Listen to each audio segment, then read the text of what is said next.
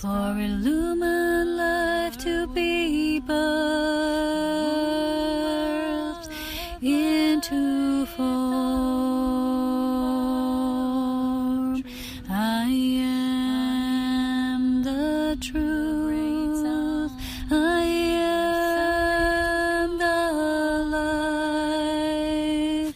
Illumined, beloved divine.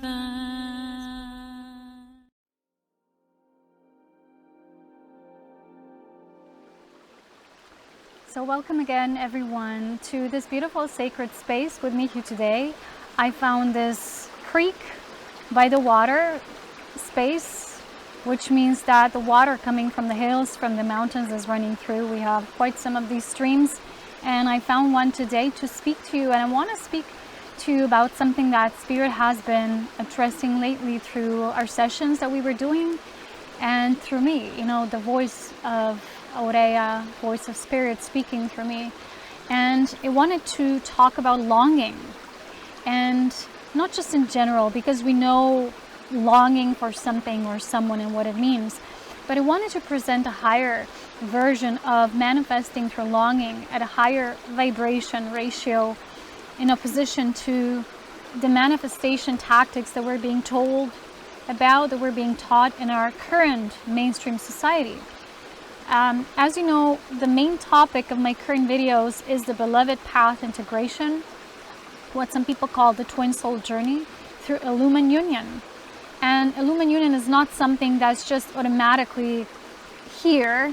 We have to walk the path, and yet it's such a beautiful opportunity at this time for souls to conjure up a new level of their soul magic and how they connect to the divine, because this frequency, as you well know, has fallen. And what we're resurrecting at this time is not just something that already was, what we know as under different names. And I actually have an oracle that I will use at the end of the video too, and it's called Beyond Lemuria. I'm going to pull some cards, and happened to come across talking about Lemuria as this more like etheric dreamland, dreamscape, incarnation of the root race of humanity that existed at that particular timeline. And we know we're in the 5th root race, moving into the 6th, according to different esoteric wisdom teachings.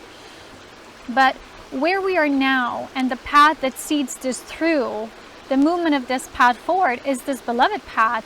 So at each of these consecutive cycles, the feminine and masculine energies need to come together in a very specific way. Exploring the fallen energies, exploring the darkness, and then returning back to the circle of unity, the ring of fire.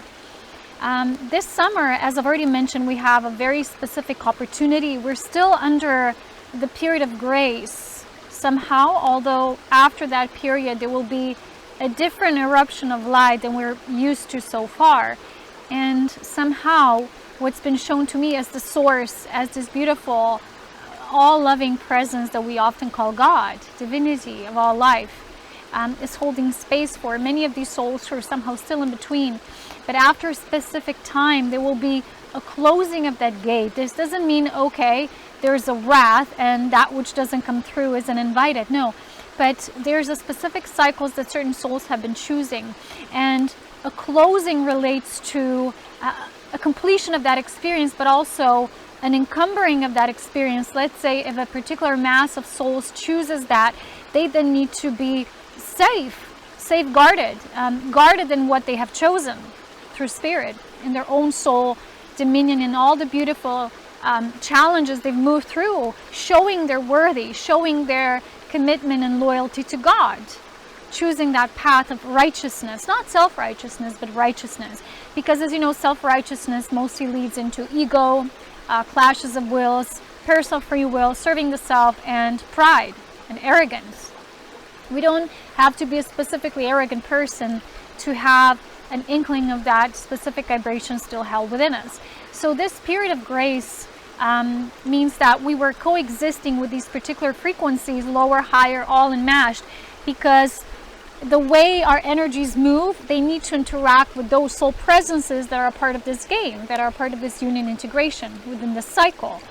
Once this spirit of the grace completes or it closes upon itself, what this means is, as Spirit is showing me, is there will be a lessening of this entwining of energetic merge available, because these souls have then chosen, they've done the work, they will not allow themselves to succumb to these lower densities that we still know are playing out on Earth. And this is what's called the movement from third dimensional to fifth dimensional consciousness manifestation, which means embodiment, right? It's not just a concept or conceptualization, but it's actually a physical movement towards this path. So the period of grace was actually the divine holding space for these souls who are meant to exchange their loving energy. But once they move into this, and this mass of these souls that were a part of this has chosen this path, there would be also a closure. And in this closure, there is an ovoid of light that protects these souls, because then what they've created, they've chosen for themselves. They're not just going to be putting themselves on the spotlight in which they're very much still susceptible to the darkness. And the reason why at this point we're still so attacked by the darkness, and I've been talking about that a lot, and today I'll share more experiences, more physically, and appeal to, let's say, giving some practical examples in my own life or from my own life, and what I've experienced or moved through or constantly do day-to-day basis. But it's almost like there's a reason why darkness is working so hard to keep some of these souls for themselves, to keep them in this cycle that would just come into the next level of repetition instead of moving forward. So as you know, we already know that for years now, that not everyone on Earth, not every soul will experience the same reality. But the reason why there's many of us here who are pure souls, pure divine intelligences of light, light beings, divine servants, volunteer souls, all these names, even star seeds, as people, often describe themselves, all these souls are basically holding space for the many, for the majority of these who've chosen this path to sort of create this new and then put this cocoon of light around them so they can move into the next transition level of their experience. But the reason, because we're now needing to exchange in this realm, in this density with these specific souls, and why we're also ourselves exposed to the workings and deeds of the darkness, is because of the love we hold for these souls. We want them to join us. We want to invite them back home. I often get very frustrated with all that the darkness is doing, and then this wave of light crushes and moves through me. And I get this feisty mode, I get in this mode. And I always say to myself, I'm taking you back home. I'm taking you home with me, all that have chosen. Because specific souls have chosen it to move on to this next vibrational experience. But the problem is that some of them are still holding all to their old structures and the way of living, which is making this experiment harder and harder, especially for those of us who came to volunteer and to assist and to form these unions with these beautiful beings. But somehow they maybe became a bit too stagnant, or too resisting this path, or too much deflecting it, which is difficult on both ends, actually, right? So what Spirit shared with me recently, and I'll share that automatic writing on Patreon, is the way these unions have now been recalibrated or calculated back into unity, right? Equation through the divine plan, because we wanted to do the experiment much higher first, and now we moved into a different level of approaching it. I don't want to go too much into that. Maybe one day I'll talk more on Patreon, but right now I felt this was the message that wanted to come through. For some reason I wanted to start talking about longing, but this bigger vision, this bigger story, God wanted to share through me. And it's one of the main reasons why you might be asking yourself, I'm such a pure soul, but why do I feel the consequences of the darkness? Because you actually volunteered to come to the battlefield, where there is this huge battle. This spiritual warfare, as many call it, is not just happening in the astral planes, it's happening on Earth, as above, so below. This doesn't apply to the higher realms on Earth. This is astral to the earthly, right? These waging wars of the lesser realms, which the astral realm is a huge part of, because it's a reconstructional matrix that's basically a reconstruction of the divine creatrix design and blueprint for all life, and the way life expands through the spiral. But it's instead calculated in being a wheel. And hence, when you're having repetitive experiences in your life and you haven't noticed many major changes, let's say in 10 years or even more, it means you've been in this matrix, you've been in this looping, you felt it. Maybe your soul really wanted to feel it for one last time. It really wanted to see, wanted to convince itself that this is what's actually happening. Because certain people, they believe it's there, they believe it exists, but somehow they feel they're beyond it. But it's not really the case. You have to vigilantly choose that path, and all-knowingly. So for those of you who've been volunteering and you've been asking yourself, why am I having such a difficult experience? I've been on the most wanted list all my life, but never as much so as now because we're so close to the union. Every day I'm a target. I'm literally a targeted individual. Every day darkness is trying to put its droplets into my own life. And today I'll share about the experience of longing and how darkness is trying to hijack the longing and why longing is the most important essence for us to experience as souls awakening to our divine source power and basically love, wisdom, and power, right? The divine trinity of our own source, God-given nature of who we truly are. The darkness works on hijacking every single level of our life. But it works right now at the level of embodiment, because when we embody something, we lock in the frequency. We literally change density. That's the issue. So the darkness has been attacking our bodies through these transgressive experiments, fallen ET experiments, wanting to change your DNA or blueprint, like one of the reasons why I lost my hair, still losing my hair, and they've been fried to pieces because of these experiments. They wanted to make the feminine, how I was shown in my expression, they wanted to make my feminine, which is so magnetic, and the way I entered the stream of life here on earth, they wanted to make me electric because the electrocuted or electrified feminine is no longer magnetic. So they've been doing that on me 10 years over the top, until I finally resolved what's happening and started doing the work. And I'm still releasing these electric frequencies that are very painful in my body. And the moment we moved here, a next wave started. I thought, well, it's going to be lots of physical work, and then I'm going to do some things, and then I'm going to rejuvenate my life force because it was very much down the hill. And then suddenly a new wave of pain, like weeks and weeks here, right? Again, this pressure here. It's almost like it's tearing apart my skull. And it's this intense pain that I thought, well, I'm already done with that. And it came back because this pain is so deeply engraved in the bodies. And I explain why. If the darkness manages to hijack the body, your form can literally, what we would call in Gaia's term, terraforming, right? Your form can't literally alchemically shift. It can't change because they put this blockage in your body. And they've been doing this through these frequencies that are very unbeknownst to our earthly density and realm.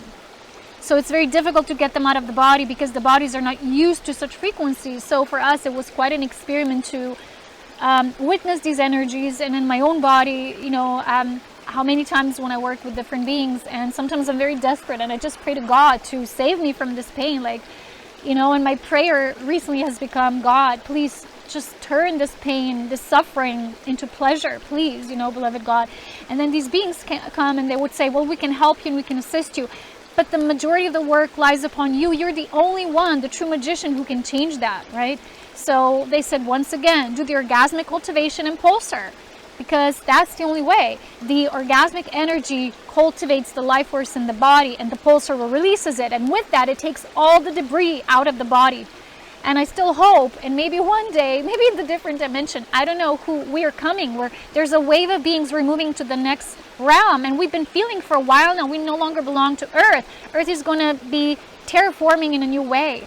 And it's not like, oh, we're leaving others behind. No, they've made their choice. But a lot of us have been feeling we're not staying here, like as the physical world and realm has been for us. This wasn't just a mental idea because we want to escape this realm. This is literally because that's the prophecy for these souls. They've chosen a new cycle and they've worked on it for eons. And those of us who are volunteers who came from a different perspective of life, we came to offer a loving hand and support. And many souls refused that. They said, I don't want that, because they're so fearful of this, what lies on the other side. But I feel this summer maybe that might shift for some beings. I've been shown some good positive signs that there's things moving in the higher direction. And I think that's one of the reasons specifically why Spirit wants me to talk about longing today, the frequency of longing. So let's get right on point, right? When we say the words longing, right? Soul longing is always, you can't have longing without the word soul next to it. Like the longing always comes from the soul. Therefore, it is soul longing. The longing is the most natural frequency or essence experience for us because it connects us directly to source. Whenever you long for something, you're already aware of its presence and essence, but you're longing for it, which means you're bringing it in your body. You're pulling the codes into your body. That's why longing is there. Let's say you're longing for a person. That person represents something to you, and you're magnetically pulled towards them. You're longing for them because your soul calls you towards them. It's one such experience, right? Maybe there is a sacred union that you are supposed to have and create, co-create, a sacred marriage, Hieros Gamos, all these things, right? There is a reason that's divine. There's always divinity behind longing. Therefore, it's been very much instrumental in our realm for the forces that want to be, or the dark forces, teaching us otherwise. So they've been putting all this information, I call it disinformation, because it's not the core truth based on divine principles and divine love. The law of the soul nature, right? The way soul truly is. Because it is born of love, wisdom, and power, the threefold flame within us. There's the sound here. So anyway, because of that, because it is so potent, when you long for something, you're literally manifesting it directly. You don't need a technique. We've been told that we need to learn all these techniques and the way of manifesting because we're trying to manifest through the mind. It's very difficult, right, for us to understand. What is this sound? The machines or something. I don't know. I'm down here by the water, but above me there's this huge sound. It's kind of freaking me out a bit.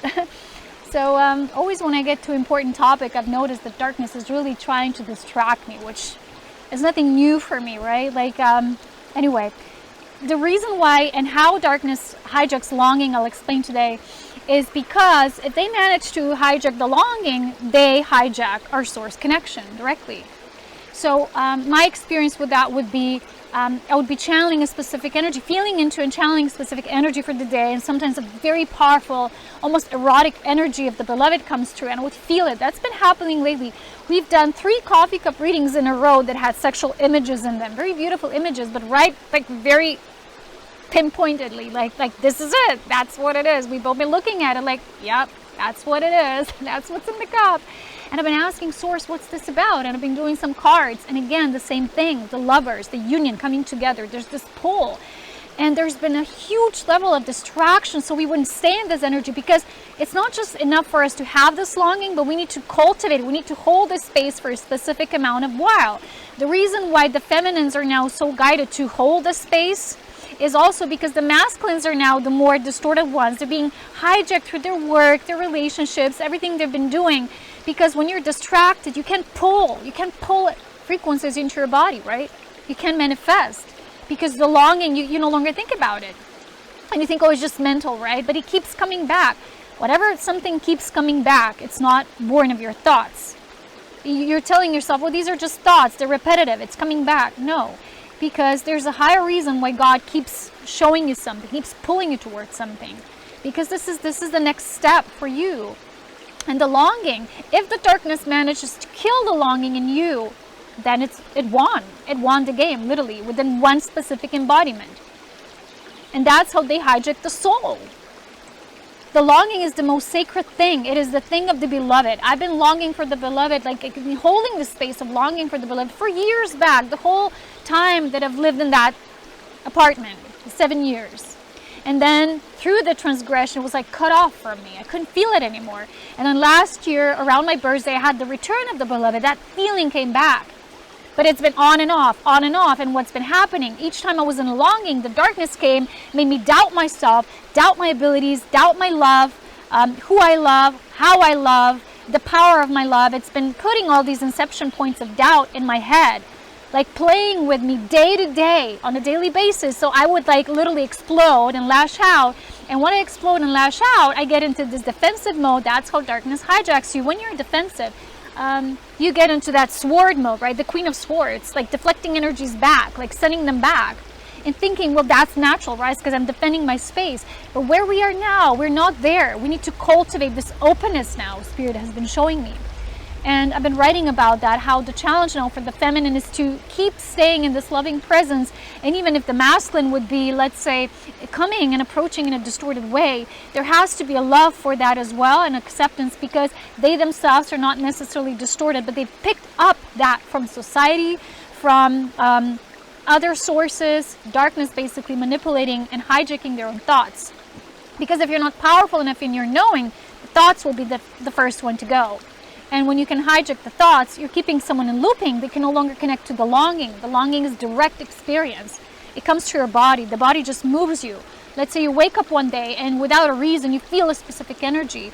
So the way this has been working in my own life, I've noticed this recently. We had this session today, and another sexual image came in the coffee cup reading, and we were discussing it, and I was asking Source, what is this about? And I was trying to feel it in my body, like just tune into the energy. The moment that happened, my mother started up this conversation about something. She watched this movie, how it was a very dark image. I don't really want to talk about it, but it was this, she said, you know, that they used to cover women with black cloth, and then they just like devoured them. And you know, she told me about this movie that was really dark, what happened. And the moment she told me that, I was cut off at that beautiful stream of energy. And I told her instantly, you're channeling darkness right now. And you're not even aware of it, because my mother sometimes is a very beautiful soul, but she can be very naive at times, very foolish sometimes. And many people are like that. They don't know what's happening. This is really literally a spiritual warfare.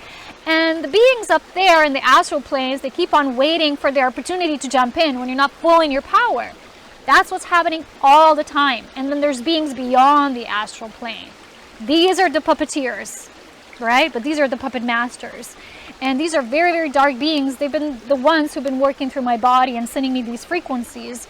And these beings, you don't want to mess with them, because they can literally crush you with just one shooting arrow of that, you know, what they send through the body and the way they charge it through. The reason why I survived is because I had so much of light being assistance. If it was just me, I wouldn't survive as well. I was told that later, you know. But they were telling me that it's not just, people say, well, then you die, right? Okay, you know, the soul survives. This is not about that. This is about specific bodies. Those of us who are holding very high frequencies, we're called the embodiers. We know the true meaning of the tantric path. This is literally a trinity, a triangulation, and a pulling of these things into the body. The sacred temple path is the temple, is the body. It's not the church that is the physical church. We've been pinpointing that direction, and I've been making courses and videos in orgasmic cultivation for such a long time, and there wasn't really a whole lot of interest, to be honest. So few people were ready for that. And I was getting a bit, you know, and then Source said, you know what, those who are guided to that, they will get to that space no matter what.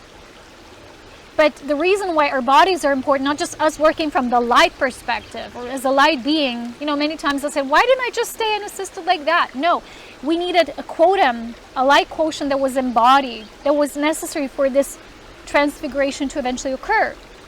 So those of us who remember this pure love and union, like I remember it through my spirit counterpart, Aurea, is this union is so pure, it's so devotional, it's so loving, it's just natural, it's like breathing.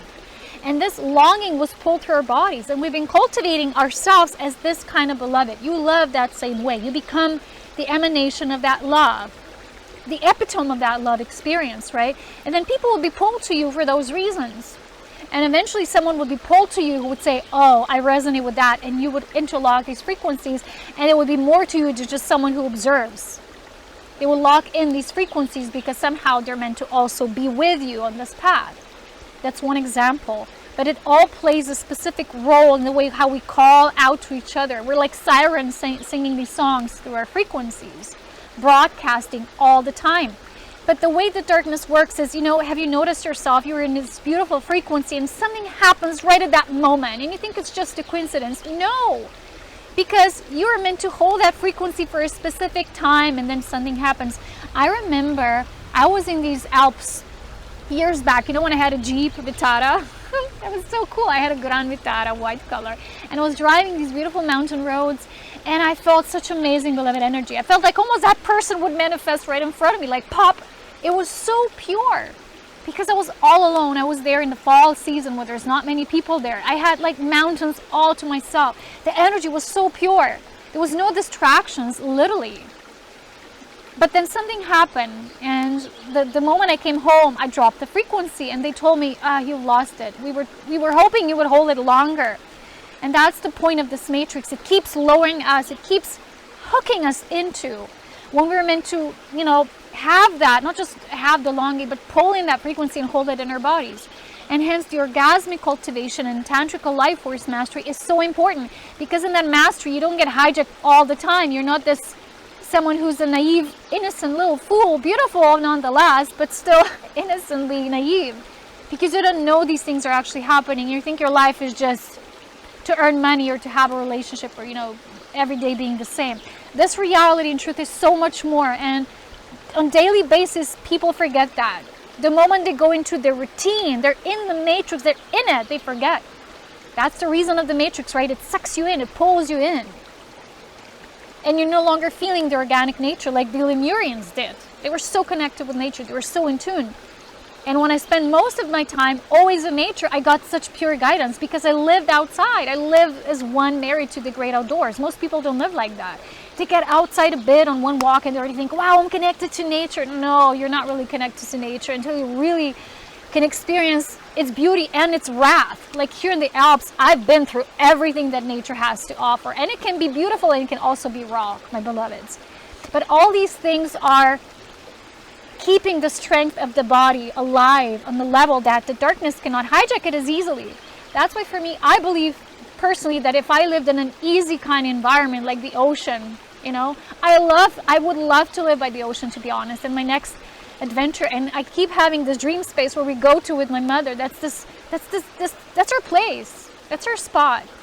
And I think it's not in this dimension. It's where we're going next. I really believe that. I really feel that as my truth. But I think here, as long as we're in this passing, in this period of grace being given and offered to these souls to make their passage to the next level, the realm of experience that's ascending to the next octave of embodiment, the bodies will literally be and look different. Like I hope I get my hair back in that density. And it's like, you know, many things, but they're important to us as beings. We want to feel it like ourselves.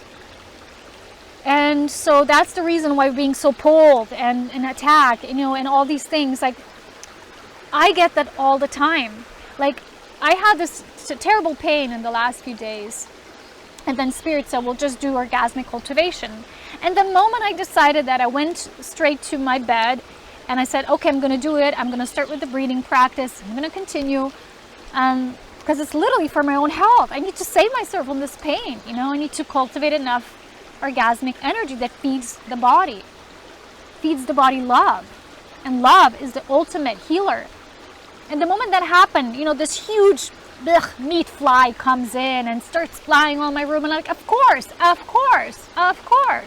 it's always like this. So today when we had this session and this beautiful thing popped up in the coffee cup again, and then my mother brings through this story, it was so dark, I get this image in my head and I started doing my wrath expression. You know, I can be like this. I'm not always peaceful and loving. I can be like, what the heck?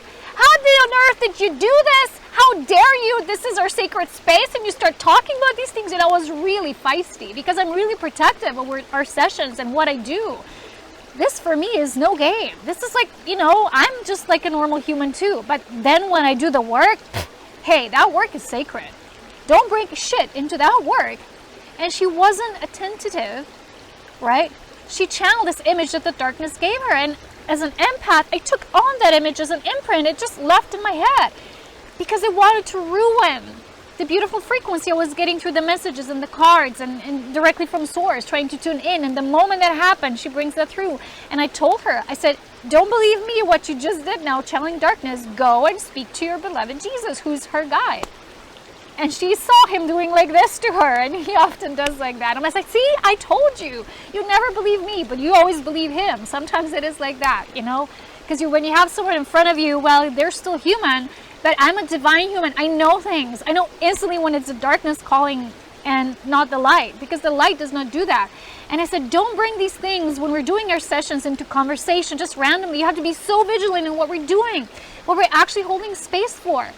And how lately I've been getting these messages. First time in the cups, it was masculine. It was like plugging into the feminine's breast, like he was receiving the feminine. And today it was the feminine receiving the masculine. It was this beautiful exchange. And right when I was starting to get these beautiful messages coming through, she mentions the story, which is so crass. I see this image. I felt these frequencies in my body. I'm like, ugh. And then we had to do a prayer and cleansing and all these things. And the gust full of wind came, and you know, I'm just trying to tell you how quickly, if we're not fully in our body, fully aware that the thoughts can be hijacked automatically, because you're so naive, you don't think, oh, it's just randomly popping things out. When you do channel guidance, there is no random thing. Everything has to be done with such specific focus. And this, for example, is an ability that my mother hasn't fully mastered yet. She's so pure and unconditional, but she's not fully with that focus yet, which is something she's learning from me. And I have that sharp edge focus. Not always. I tend to be on the loose end too sometimes. I'm not saying I'm perfect, but it's much more wise, you know, in the way I approach things. She's still developing herself and her gift. And you have to be really aware, because all of us are susceptible to darkness, because it lives all around us. We coexist now. In this realm, we coexist. So it has to be accepted as breathing. But there has to be boundaries, and these boundaries can only exist when you see what it's doing. You have to know its tactics by heart.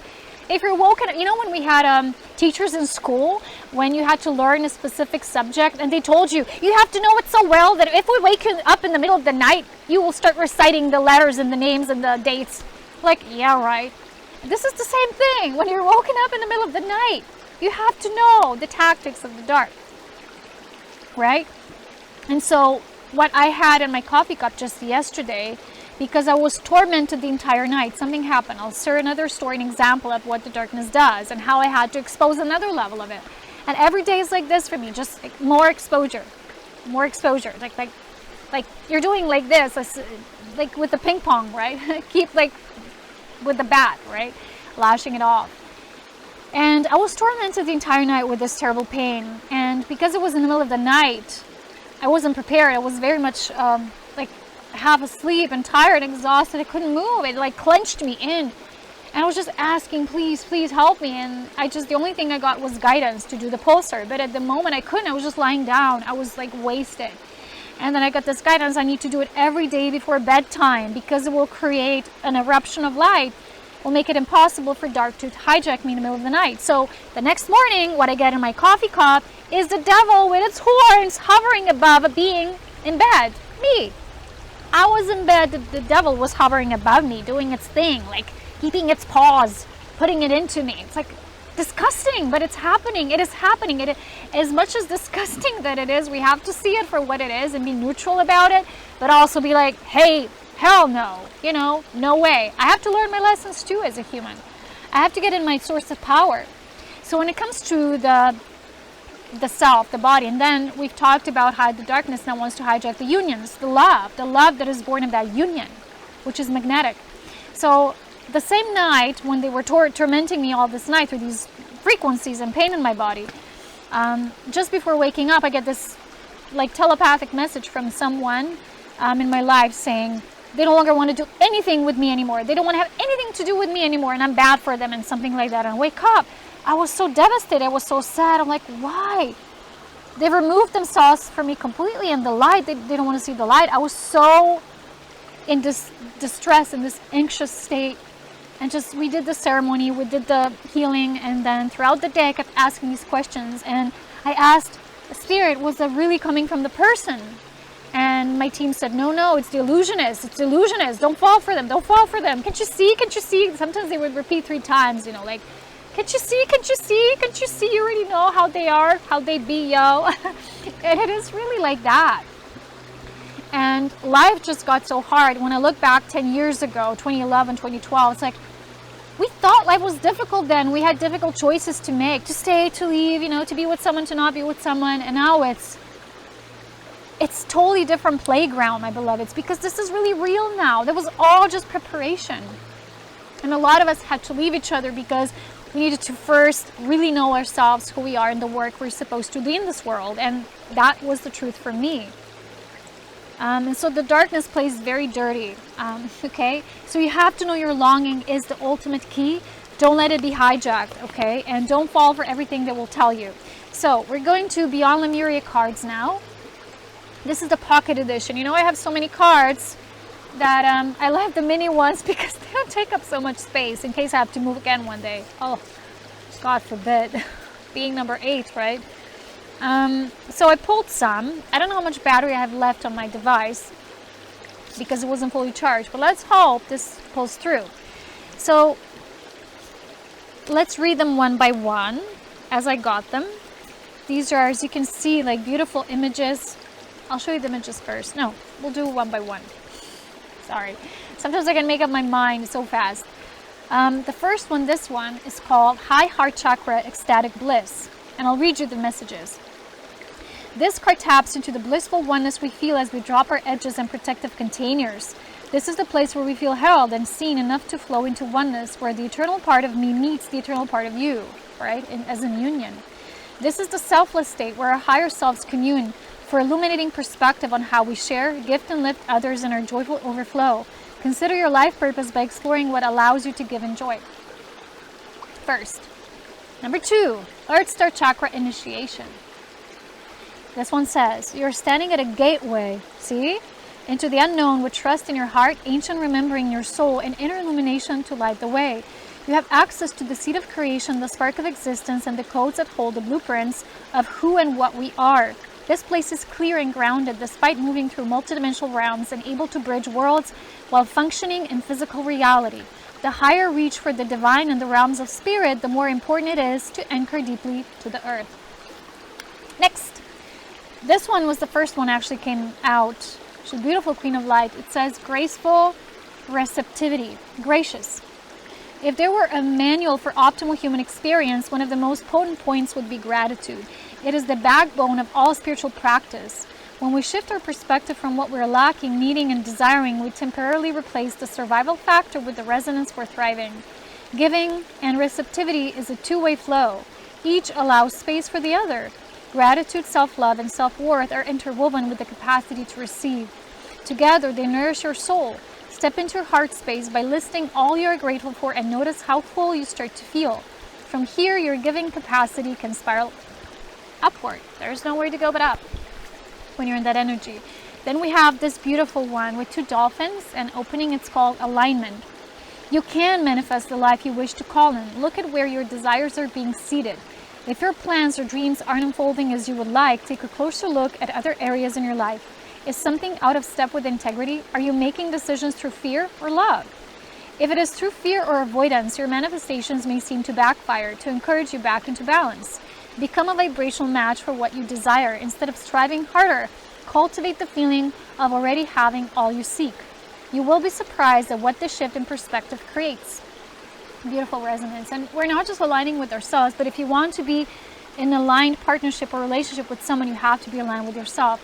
And the reason why these unions that aren't truly unions on earth, these temporary partnerships, you know how people sometimes change partners from year to years, and you know why they're not long lasting is because these true divine couples are not together. They're not harmonic unions. They're just karmic ties.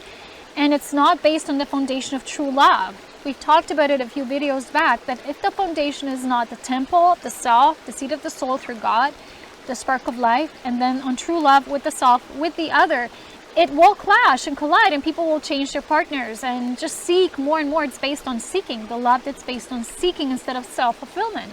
When you truly love someone, you want them to be self-fulfilled. You live for their joy, not just your own. And most of these partnerships right now that are karmic, they're not like that. There's so much confusion and drama and upheaval all the time just being cycled in. And people with low self-esteem capacity will tell themselves, well, this is the only thing that's possible for me right now. It is what it is, but there's such a high magnitude of assistance now that you have to be a really blind person to miss your chance. Really, really an idiot, to be honest, you know, and maybe some souls will miss it. I don't know. I don't see the bigger picture. But they were all who were meant to choose it were offered divine grace and divine partnership as well. So this last one is called healing. This is the most beautiful one. And it says, the Lemurians were healers, naturally intuitive and accustomed to navigating energetic-based realities. We all have natural healing abilities that are advanced when we deepen our energetic awareness. When we perceive the world beyond the more well-known senses, we start to receive information and wisdom different from that which stems from intellect. By tapping into life force consciousness and using this abounding energy alongside focused intention, we realize that anything is possible. Extend the margins of your awareness. Revisit a situation from a broader perspective or high vibration with a focus on healing. Perhaps the issue is simply an outdated or limiting perception placement. You have the ability to align to a fresh new timeline inspired by wholeness. And I want to say again that the way the feminine was being bombarded and distorted and hijacked in this plane was she's being told that she's always alone, that she has to always be on the defensive mode, on guard. She was wounded. left alone, abandoned, tormented, physically even tortured like myself. And the masculine was tortured in the other way. Like he can't have true love. He's not going to have his soul mission fulfilled. It's all these lower energies and presences and unauthentic people and alliances that weren't really on to believing that who they are, they were. You know, they were different individuals standing out of the crowd. They were a light of the lights. So this is where the masculine feminine wounds have to meet in this, what people call these twinning partnerships. And the reason, because it's so intense, it's so magnetic, it's so intense, that pull creates change. Without that pull, no change happens. That's what God wants. That's what God sends. That's what we get. That's what you receive. But some people will turn away because of the intensity in itself, but it's not, the intensity is not from the other person. The intensity is the own self entrapped, illusory state that's still resisting the truth. But the moment you see beyond this garment, this veil, you're free, you're liberated, and you can walk into this new timeline. And many of these partners will, as I see, not just co-create and collaborate, but they will move into this new density embodiment together. They will be moving into the next, what we call the fifth, what most people call the fifth. They will move into that realm together. Because there is this heightened receptivity in this togetherness. But there has to be first, as you know, trust and surrender into this path. So don't let anyone, especially the darkness, take your longing away. And sometimes people are influenced by other people, even their close, intimate partners, do not feel their passionate truth, do not feel their longing. They're suppressed. I mean, then the masculines are being told they're bad for having these feelings inside, for example. But they're feeling them because they've been suppressed for so long, and then they come out in a distorted, toxic way. But when they're acknowledged the truth, they would lead to something profound and great. And that's what I believe only divine feminine and masculine mirrors can mirror to each other. Not those who don't see. They don't see the truth for what it is. Because they can't hold that mirror up for you because they don't have it for themselves or within themselves. So don't forget, longing is of source. And you all know how longing feels. And it's heart-centered frequency. The mind tells you stories and it convinces you, yeah, what if this fails? What if that fails? There's this strong fear of failure because there's this also fear of unknown. But don't forget, if you choose partnership, if you choose to collaborate, to co-create, we will move hand in hand together with these unions, through these unions, into the next octave, this next frontier of our dimensional existence and embodiment. And that's why some of us who are spirit guides as well, not just illuminators, but also spirit guides, are here to tell you, to convey through our messages of love and harmony, through our direct source connection, and tell you you can have just the same. All you have to do is remember and choose it every day, little by little. So thank you for watching. As always, so much love is in power, and greetings from the creek, and I'm out. Bye for now.